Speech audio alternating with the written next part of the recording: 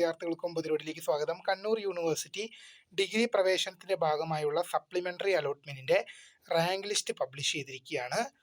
Supplementary allotment spot അഡ്മിഷന്റെ rank list publish ചെയ്തു. അപ്പോൾ അഡ്മിഷൻ എങ്ങനെയാണ് നടക്കുന്നത് ചോദിച്ചിട്ടുണ്ടായിരുന്നു. അപ്പോൾ ഇതിന്റെ അഡ്മിഷൻ സംബന്ധമായ ഡീറ്റെയിൽസ് നമുക്ക് പറയാം. ഡയറക്റ്റ് വീഡിയോയിലേക്ക് തന്നെ പോകാം. admission.kannur.university.ac.in ഇതിവിടെ റാങ്ക് ലിസ്റ്റ് പബ്ലിഷ് ചെയ്തായിട്ട് കാണിക്കുന്നുണ്ട്.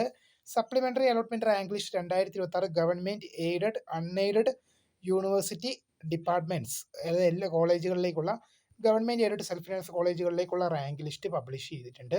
അപ്പം നിങ്ങൾ ഉദാഹരണം പറയുകയാണെങ്കിൽ നിങ്ങൾ ഏത് കോളേജിലേക്കാണ് അപ്ലൈ ചെയ്തതെന്ന് വെച്ചാൽ, അല്ല ഏത് പ്രോഗ്രാം, ഉദാഹരണം പറഞ്ഞാൽ BA ഹിസ്റ്ററി, എന്നിട്ട് നിങ്ങൾ BA ഹിസ്റ്ററി ഉള്ള കോളേജുകളുടെ ലിസ്റ്റ് ഇവിടെ കാണാൻ സാധിക്കും.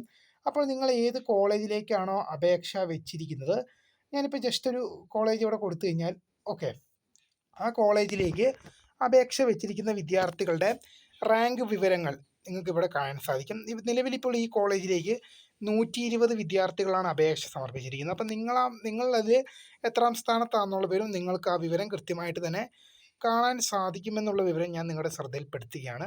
ഇനിയിപ്പോൾ നിങ്ങൾക്ക് ഇവിടെ പ്രോഗ്രാം ചേഞ്ച് ചെയ്യണമെങ്കിൽ നിങ്ങളിവിടെ വേറൊരു പ്രോഗ്രാം ഇവിടെ വന്നിട്ട് ഞാൻ വേറൊരു പ്രോഗ്രാം ചേഞ്ച് ചെയ്തു. അപ്പോൾ അവിടെ അത് മാറിയിട്ടുണ്ട്. നിങ്ങളോട് ജസ്റ്റ് ഒരു കോളേജും കൂടെ സെലക്ട് ചെയ്ത് കൊടുത്തു കഴിഞ്ഞാൽ ആ കോളേജിലെ റാങ്ക് വിവരങ്ങൾ നിങ്ങൾക്ക് അറിയാൻ സാധിക്കും. ആ കോളേജിലേക്ക് എത്ര വിദ്യാർത്ഥികൾ അപേക്ഷിച്ചാൽ, ഇപ്പോൾ ഞാൻ ഈ സെലക്ട് ചെയ്ത കോളേജിലേക്ക് 44 എൻട്രീസ് ആണ് വന്നിരിക്കുന്നത്. അപ്പോൾ അതിൽ നിങ്ങളുടെ എത്രാമത്തെ സ്ഥാനത്താണെന്നുള്ളത് നിങ്ങൾക്ക് വിവരങ്ങൾ അറിയാൻ സാധിക്കും.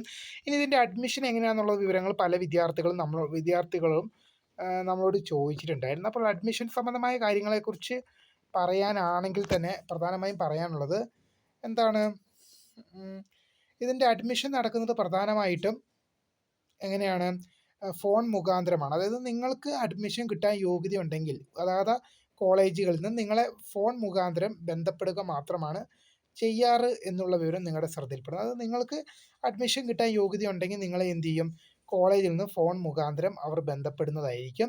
ഇവിടെ നിങ്ങളൊന്നും ചെയ്യേണ്ട ആവശ്യമില്ല. ഓഗസ്റ്റ് 31 നാളെ മുതലാണ് ഇതിൻ്റെ അഡ്മിഷൻ തുടങ്ങാൻ പോകുന്നത്.